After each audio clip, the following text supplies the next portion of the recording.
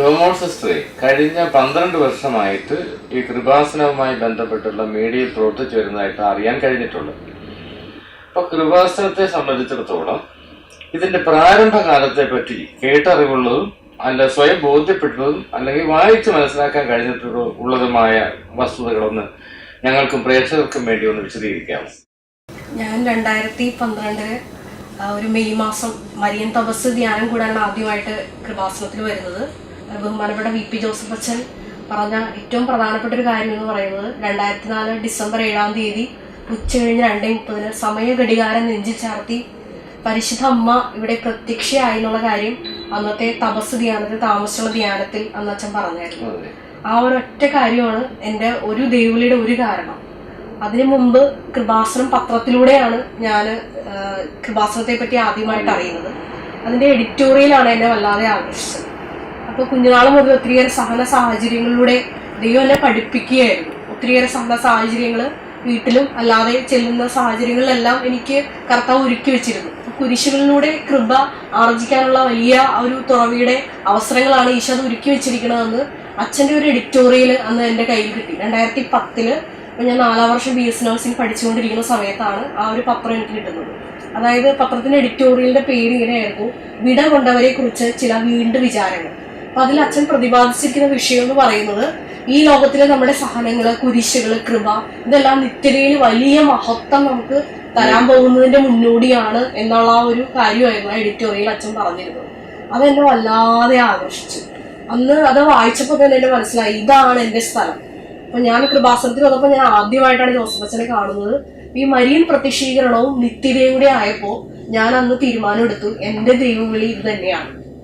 അങ്ങനെ കാലഘട്ടം മുന്നോട്ട് പോയപ്പോഴും ഈശോ എനിക്ക് ശക്തമായ ഒരു ബോധ്യം തന്നിരുന്നു. ജോമോൾ ഇപ്പൊ നിലവിലൂടെ കോൺഗ്രിഗേഷൻ ഇല്ല, പക്ഷേ ലോകത്തെ ഏത് കോൺഗ്രിഗേഷൻ അസ്തമിച്ചു പോയാലും ഇവിടെ കോൺഗ്രിഗേഷൻ നിലവിൽ വരും.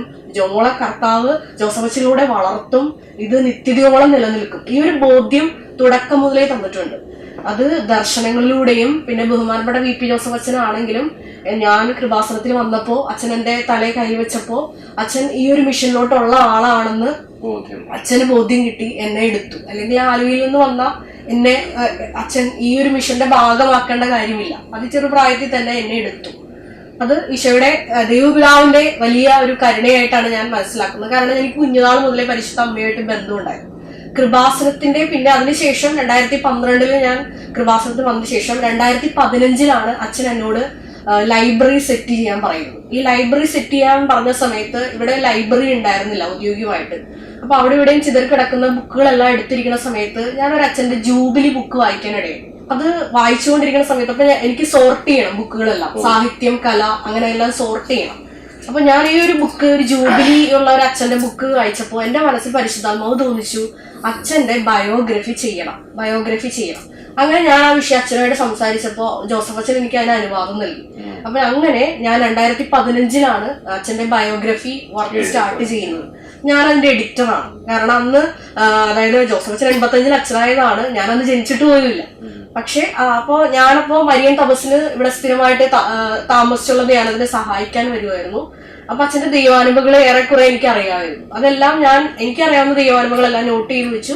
പിന്നെ അച്ഛനുമായിട്ടിരുന്ന് ഇന്റർവ്യൂ ചെയ്ത് എല്ലാം ക്രോഡീകരിച്ച് അച്ഛൻ എനിക്ക് ഓഡിയോ പറഞ്ഞു തന്നാണ് ആ ഒരു ബയോഗ്രഫി നമ്മൾ സെറ്റ് ചെയ്തത്. അച്ഛനെല്ലാം എനിക്ക് ഫോണിൽ കൂടി ഓഡിയോ പറഞ്ഞു തന്നു. അങ്ങനെയാണ് നമ്മളൊരു ബയോഗ്രഫി. ഞാൻ അതിന്റെ എഡിറ്ററാണ്. അപ്പൊ അതില് എനിക്ക് മനസ്സിലാക്കാൻ സാധിച്ചത് പരിശുദ്ധ അമ്മ ഒരു നിഴലായിട്ട് ജോസഫ് അച്ഛന്റെ കൂടെയുണ്ട്. എന്നിരുന്നാൽ തന്നെയും 1987 ജോൺ പോൾ രണ്ടാമൻ മാർപ്പാപ്പ പ്രഖ്യാപിച്ച മരിയൻ ഇയറോട് കൂടിയിട്ടാണ് അച്ഛന്റെ ഔദ്യോഗികമായിട്ടുള്ള ഈ ശുശ്രൂഷകൾ, കൃപാസനം ശുശ്രൂഷകൾ ആരംഭിക്കുന്നത്.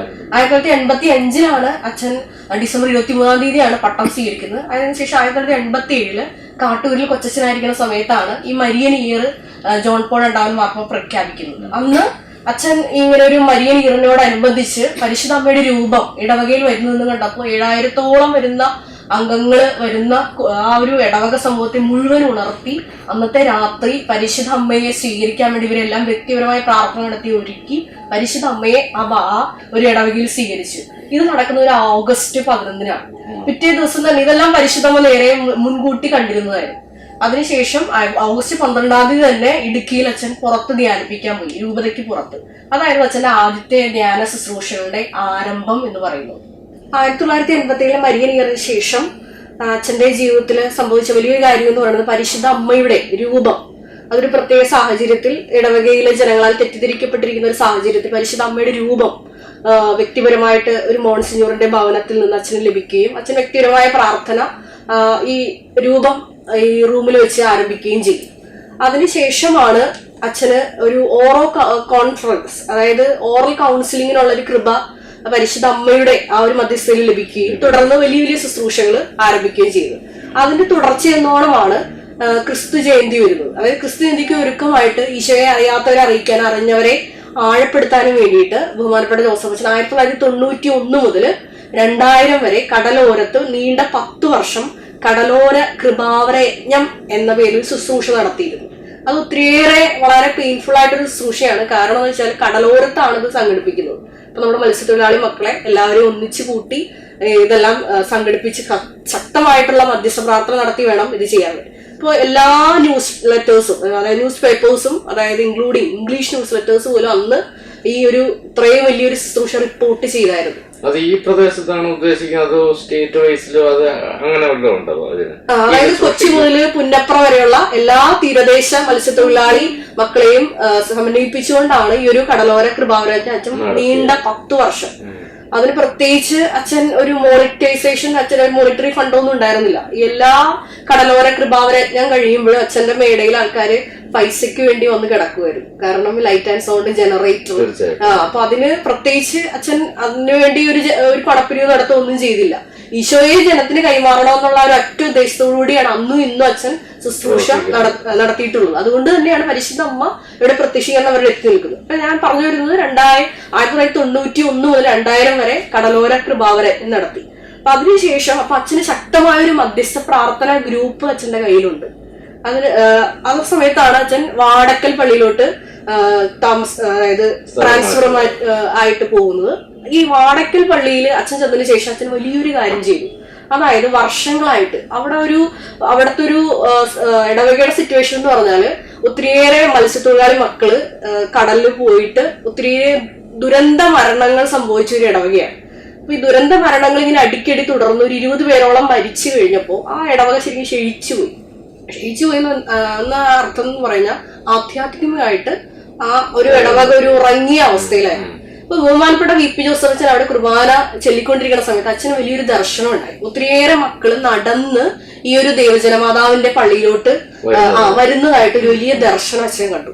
ഈ ദർശനം അച്ഛന് കിട്ടിയ മാത്രമേ അച്ഛൻ അത് അന്വേഷിച്ചു. അവിടെ മുടങ്ങിക്കിടന്ന ദേവജനമാതാവിന്റെ നൊവേന പുനരാരംഭിച്ചു.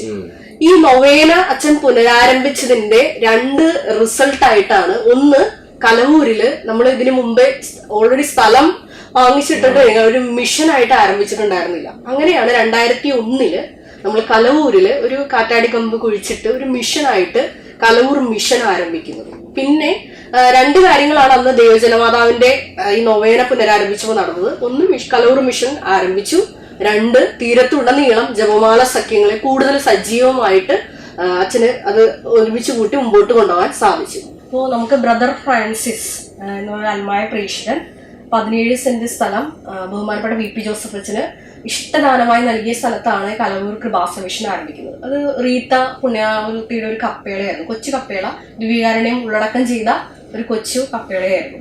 അപ്പോൾ അതിന് ഒത്തിരിയേറെ അത് പരിശുദ്ധ അമ്മയുടെ വലിയൊരു ഇടപെടലായിരുന്നു ആ ഒരു കപ്പേള അച്ഛന് കിട്ടിയത്. അതായത് ദിവ്യകാരുണ്യം ഉള്ളടക്കം ചെയ്തൊരു കപ്പേള കിട്ടുക എന്ന് പറഞ്ഞാൽ നമുക്കറിയാം കാനോൻ ലോ പ്രകാരം ഒരു പ്രീസ്റ്റ് റിസൈഡ് ചെയ്താൽ മാത്രമേ ഉള്ളൂ ശരിക്കും പറഞ്ഞാൽ ഒരു കപ്പേള നമുക്ക് സ്വന്തമായിട്ടില്ല. ഈശോനെ ഉള്ളടക്കം ചെയ്ത് ഉള്ള ഒരു കപ്പേള ശരിക്കും പറഞ്ഞ ഒരു പ്രീസ്റ്റ് അവിടെ റിസൈഡ് ചെയ്യണമെന്നാണ്. പക്ഷെ ഈ ബ്രദറിന് അന്നത്തെ പിതാവ് പ്രത്യേക അനുമതി നൽകിയതനുസരിച്ചാണ് ഇങ്ങനെ ഒരു പെർമിഷൻ അൽമായന് കിട്ടിയത്. അപ്പോ ജോസഫ് അച്ഛന് ഇങ്ങനെ ദിവ്യാരൻ ഉള്ളടക്കം ചെയ്ത ഒരു സ്ഥലം തന്നെയാണ് ദൈവമാതാവ് ഒരുക്കി വെച്ചിരുന്നത് കലവൂർ കൃപാസനം മിഷൻ ആരംഭിക്കാൻ വേണ്ടി. അത് ഒരു ദൈവപിതാവിന്റെ ഒരു പ്രത്യേക പരിപാലനയാണ്.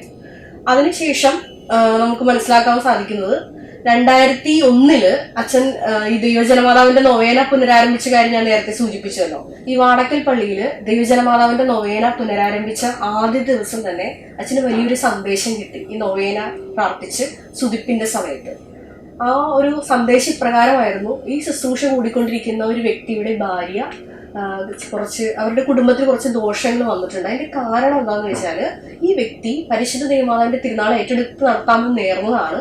പക്ഷെ കൂട്ടുകാരുടെ കളിയാക്കലൊക്കെ കാരണം അതിൽ നിന്ന് ദൈവമാതാവിന് കിട്ടുന്ന വലിയൊരു മഹത്വം കിട്ടുന്ന ആ ശുശ്രൂഷയിൽ നിന്ന് അദ്ദേഹം പിന്മാറിയത് കൊണ്ടാണ് ഇത്തരത്തിലുള്ള ചില അനർത്ഥങ്ങൾ കുടുംബത്തിൽ സംഭവിച്ചിരിക്കുന്നതെന്ന് അച്ഛന് വലിയൊരു സന്ദേശം കിട്ടി.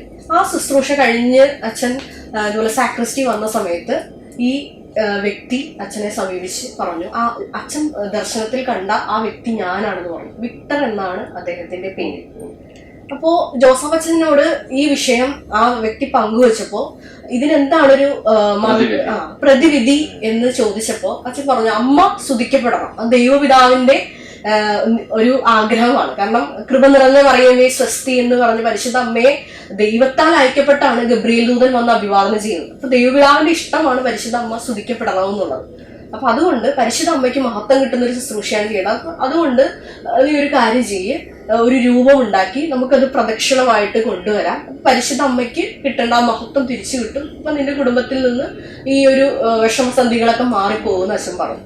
അദ്ദേഹം അച്ഛന്റെ നിർദ്ദേശപ്രകാരം തന്നെ ചമ്പക്കുളത്ത് ഒരു മാതാവിന്റെ ഒരു രൂപം ഉണ്ടാക്കി. അതായത് പ്രസാദപര മാതാവിന്റെ രൂപമാണ്, മനഗുണ മാതാവ് എന്ന് പറയുന്ന പ്രസാദപര മാതാവിന്റെ രൂപമാണ് ഉണ്ടാക്കിയത്.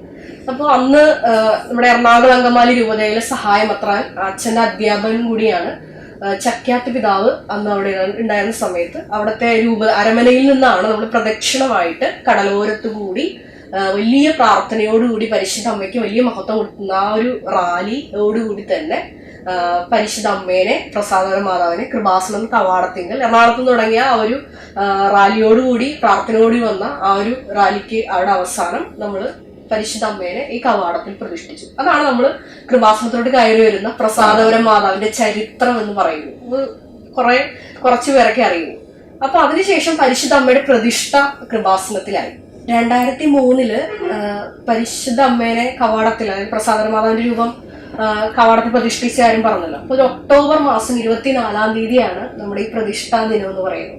ഈ പ്രതിഷ്ഠാ ദിനത്തിന്റെ ആ ഒരു വർഷം എന്ന് പറയുന്നത് വളരെ പ്രധാനപ്പെട്ട നമ്മളെ സംബന്ധിച്ചിടത്തോളം ഒരു വർഷമായിരുന്നു. കാരണം ജോൺ പോൾ രണ്ടാമൻ മാർപ്പാപ്പ ജപമാല വർഷമായിട്ട്, അത് പ്രകാശത്തിന്റെ ദിവ്യരഹസ്യങ്ങൾ നമ്മുടെ ജപമാലയുടെ ആഡ് ചെയ്തിട്ട് ജപമാലയുടെ പകരശേഷി കൂട്ടിയ ഒരു വർഷമാണ്. അപ്പൊ ആ ഒരു വർഷത്തോടനുബന്ധിച്ച് നമ്മൾ കൃപാസനം ചെയ്ത വലിയൊരു പ്രാർത്ഥനാ പദ്ധതി എന്ന് പറയുന്നത് 365 ദിവസവും അണമുറിയാതെ ഒരു കൂടാരം കെട്ടി, അതായത് 12 കാല് കുഴിച്ചിട്ട്, അത് 12 അപ്പോസ്തലന്മാരെ പ്രതിനിധീകരിക്കുന്ന 12 കാല് കുഴിച്ചിട്ട് ഒരു കൂടാരം ഉണ്ടാക്കിയിട്ട് 365 ദിവസവും 24 മണിക്കൂറും അണമുറിയാതെ ജപമാല പ്രാർത്ഥന നടത്തിയ ഒരു വർഷമാണ് അഖണ്ഡ ജപമാല. അഖണ്ഡ ജപമാല എന്ന് പറയുമ്പോൾ നമ്മൾ സാധാരണ ഒരു ജപമാലയ്ക്ക് നമ്മൾ 10 നന്മ നിറഞ്ഞ പറയുമ്പോൾ എന്ന പ്രാർത്ഥനയാണ് നമ്മൾ ചെല്ലുന്നത്. അതിന് പകരമായിട്ട് നമ്മൾ 50 നന്മ നിറഞ്ഞ പറയുകയാണ് ചെല്ലുന്നത്. അതായത് ഫുൾ ആ ഡെക്കേഡ്സ് ഫുള്ള് ചെല്ലും. അപ്പോൾ 20x50 ആകുമ്പോൾ ശരിക്കും 1000 നന്മ നിറഞ്ഞ പറയുന്ന പ്രാർത്ഥന അത് ആവർത്തിച്ച് നമ്മൾ ചൊല്ലിക്കൊണ്ടിരിക്കും. പ്രധാനമായിട്ട് സഭയുടെ വിഷയത്തിന് വേണ്ടിയിട്ടാണ് നമ്മൾ പ്രധാനമായിട്ട് പ്രാർത്ഥിക്കുന്നത്. ഇപ്പൊ ഈ 2003 ഒക്ടോബർ 24-ാം തീയതി പരിശുദ്ധമനെ പ്രതിഷ്ഠിച്ചെന്ന് പറഞ്ഞു. ഇതിന്റെ ഒരു വാർഷിക ദിനത്തിലാണ് കൃപാസനത്തിന്റെ ഇപ്പോഴത്തെ മാനേജിംഗ് ഡയറക്ടറായ ബഹുമാനപ്പെട്ട വിജയകുമാർ സാറിന്റെ വരവ്. അപ്പൊ സാറിന്റെ വരവ് എന്ന് പറഞ്ഞാൽ ഈ ഒരു പ്രതിഷ്ഠാ ദിനത്തിന്റെ വാർഷികത്തോടനുബന്ധിച്ച് ജോസഫ് അച്ഛൻ റാലി സംഘടിപ്പിച്ചിരുന്നു, ജപമാല റാലി. അപ്പൊ അതായത് കൃപാസനത്തിന്റെ 2 സൈഡിൽ നിന്നും, അതായത് കൊച്ചിയിൽ നിന്നും അതുപോലെ തന്നെ പുന്നപ്ര സൈഡിൽ നിന്നും 2 റാലി. ഈ റാലി നമ്മുടെ കലവൂരി കൃപാസനത്തിൽ വന്നു ചേരുന്ന ആ ഒരു രീതിയിലാണ് നമ്മൾ ഈ റാലി സംഘടിപ്പിച്ചത്. ഈ ഒരു റാലി സംഘടിപ്പിച്ചപ്പോൾ അന്ന് കൃപാസനം ജസ്റ്റ് ഇങ്ങനെ തുടങ്ങിയ ഒരു സമയത്ത് ആകെ ഒരു ബാത്റൂം ഉള്ളൂ. അച്ഛൻ പണ്ട് മുതലേ ജനങ്ങളോട് കൈ നീട്ടി പൈസ വാങ്ങിക്കാതെ ഒരു രൂപ അച്ഛന്റെ കയ്യിലില്ല. അപ്പൊ ഇങ്ങനെ ജനങ്ങളെല്ലാം കാൽനടയായിട്ട് ക്ഷീണിച്ച് തളർന്നു വന്നപ്പോൾ അച്ഛൻ അവർക്ക് കഞ്ഞിയെല്ലാം ഒരുക്കിയിരുന്നു. പക്ഷെ ഇവർക്ക് സ്റ്റേ ചെയ്യാനൊരു സൗകര്യമില്ല, ആകെ ഒരു ബാത്റൂം ഉള്ളൂ. അപ്പൊ നമുക്ക് ചെയ്യാൻ പറ്റിയത് ജസ്റ്റ് ഒരു പ്രാർത്ഥന നടത്തിയിട്ട് ഇവരെ ഇമ്മീഡിയറ്റ് നമുക്ക് പറഞ്ഞു വിടണം ഭവനങ്ങളിലേക്ക്. പക്ഷെ അങ്ങനൊരു ഇത് നടത്തണമെന്നുണ്ടെങ്കിൽ ഇവിടെ സ്റ്റോപ്പില്ല, ഒത്തിരി ജനങ്ങൾ പിന്നെ തിരിച്ചു നടക്കണം, കലമ്പൂര് ആ സൈഡിലോട്ട് ജംഗ്ഷനിലോട്ട് തിരിച്ചു നടക്കണം. അപ്പൊ അങ്ങനെ ഇവരെ പറഞ്ഞു വിടാൻ അച്ഛൻ്റെ ഒരു രൂപയില്ല. പക്ഷെ അങ്ങനെ കാൽക്കുലേറ്റ് ചെയ്ത് നോക്കിയപ്പോൾ ഒരു 6 വണ്ടി വിളിക്കേണ്ടി വരും, 4000 രൂപ വെച്ച് 24,000 രൂപ വേണം. പക്ഷെ അച്ഛന്റെ കയ്യിലില്ല. അപ്പൊ അന്ന് കൃപാസനത്തില് സ്റ്റെരിഗ്മ ധ്യാനം നടക്കുന്ന ഒരു സമയമായിരുന്നു. അതായത് ധ്യാനം നടന്നുകൊണ്ടിരിക്കുന്ന സമയത്ത് ശിഷ്യത്വ സ്ഥിരീകരണ ധ്യാനം എന്ന് പറഞ്ഞൊരു ധ്യാനം. അതിന് അച്ഛൻ ടോക്കിന് കയറി ടോക്കിന് കയറി ഇറങ്ങിയപ്പോ അച്ഛനോട് വ്യക്തി വന്ന് പറഞ്ഞു, അച്ഛനെ കാത്ത് ഒരു വ്യക്തി പുറത്ത് നിൽക്കുന്നുണ്ട് എന്ന് പറഞ്ഞു. അപ്പൊ അച്ഛൻ പറഞ്ഞു വിളിക്കാൻ പറഞ്ഞു. അപ്പൊ വിജയകുമാർ എന്ന് പറഞ്ഞ ഈ ഒരാളായിരുന്നു പുറത്ത് നിന്നിരുന്നത്.